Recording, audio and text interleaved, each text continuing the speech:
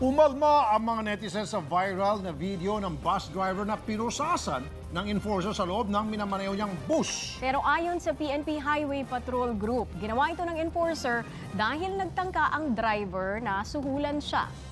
Umaaksyong si Pat Mangune.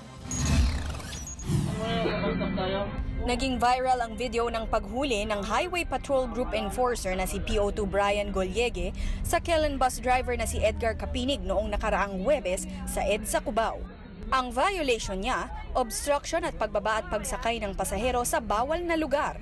Ang ikinagagalit ng mga netizen nang posasan ang parehong kamay ni Kapinig sa loob ng kanyang bus. Huhulihin, di sana nakikita na niya, bakit kailangan pusasan pa?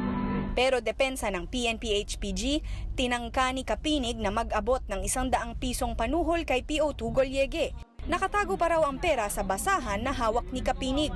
Paliwanag ng HPG, maaari silang magposas ng sospek na naaktuhang nanunuhol sa pulis. Sa traffic violation talaga, hindi talaga pwedeng magposas. No? Ang gagawin lang natin sa traffic violations, i-issuehan natin ng ticket. No?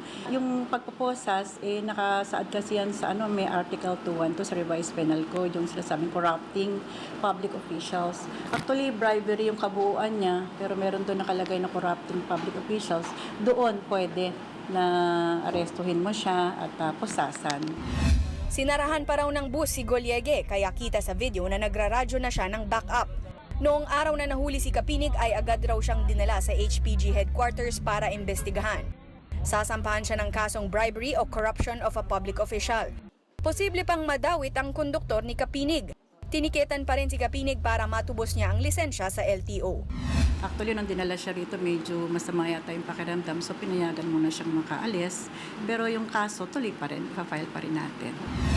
Samantala, tuloy lang daw sa trabaho si PO2 Golyege dahil naging tapat sa trabaho.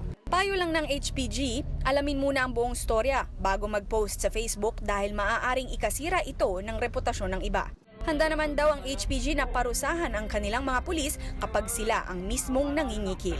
Umaaksyon, Patricia Mangune, News 5. Be sure to come back. Use 5 everywhere. Copyright 2016.